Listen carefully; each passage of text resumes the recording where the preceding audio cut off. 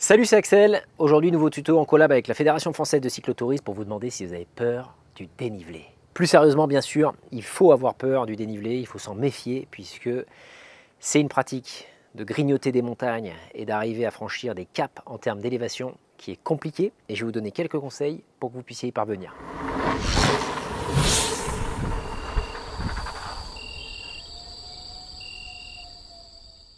Alors le premier conseil évident, c'est se préparer les jambes, se préparer physiquement, c'est-à-dire d'arriver à grignoter petit à petit du dénivelé avec de la régularité, puisque quand vous faites du plat sur du vélo ou quand vous allez grimper beaucoup de montagnes, et quand je dis beaucoup, moi j'ai fait des journées à plus de 12 000 mètres de dénivelé positif au global, sans m'arrêter, et bien ça nécessite de se préparer physiquement, parce que physiologiquement le corps, quand vous allez grimper, il ne se passe pas la même chose, vous n'allez pas solliciter les mêmes muscles que lorsque vous faites des contre-la-montre ou quand vous pédalez en peloton à 45 km/h sur des toutes petites bosses ou sur du plat. Donc vous préparez physiquement, c'est essentiel, vous ne pouvez pas attaquer tout de suite des journées à 5000 mètres de dénivelé positif, il faut bien sûr y aller progressivement.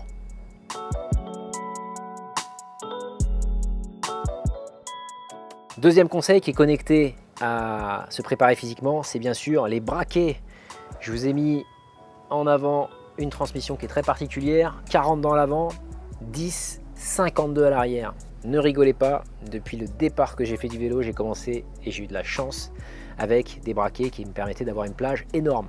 Exemple, 44, 32, 24 à l'avant, triple plateau, ça a été ma première transmission, avec un 11, 34 à l'arrière. Ça me permettait de grimper aux arbres, c'était les braquets de ma randonneuse. Avoir de la souplesse, avoir les bons braquets, c'est essentiel. On a la chance aujourd'hui dans le vélo, et notamment avec le gravel, d'avoir une offre pléthorique de braquets. Donc, allez toujours chercher le plus de souplesse, c'est-à-dire le plateau à l'avant le plus petit et la cassette à l'arrière la plus grande. Pourquoi? Parce que ça va vous permettre de pouvoir grignoter du dénivelé, quel que soit votre poids, quelle que soit votre morphologie, avec plus de facilité que de travailler en force.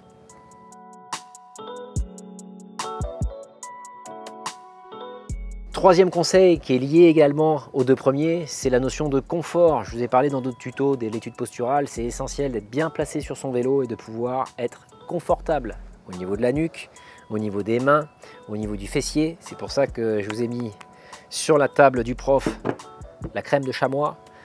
Être confortable, c'est la clé pour pouvoir résister et pour pouvoir tenir sur des journées où vous allez manger beaucoup de dénivelé. C'est beaucoup plus dur que lorsque vous êtes sur du plat parce que vous avez une position qui va être contraignante pour le corps. Vous allez du coup souvent beaucoup plus assis à l'arrière sur la selle ou au contraire plus en danseuse, auquel cas la notion de confort elle est essentielle et c'est une recherche permanente de manière à ce que vous puissiez franchir des caps en termes de dénivelé.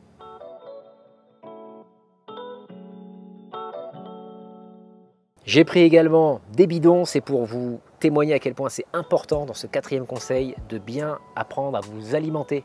Même principe, si vous comparez du plat ou du dénivelé avec des journées à fort pourcentage et avec beaucoup d'élévation, l'alimentation n'est pas la même parce que quand vous allez grimper, vous allez consommer de l'eau, vous allez transpirer, vous allez avoir également un besoin en solide, auquel cas il faut y aller progressivement, vous tester et vous assurer surtout de transporter toujours beaucoup de capacité hydrique. Là en l'occurrence, moi j'ai toujours 1,5 litre sur mes vélos et également du solide sur vous, dans vos sacoches, dans vos cuissards, dans vos jerseys, de manière à pouvoir avoir toujours de l'alimentation sur vous parce que vous allez consommer beaucoup de carburant.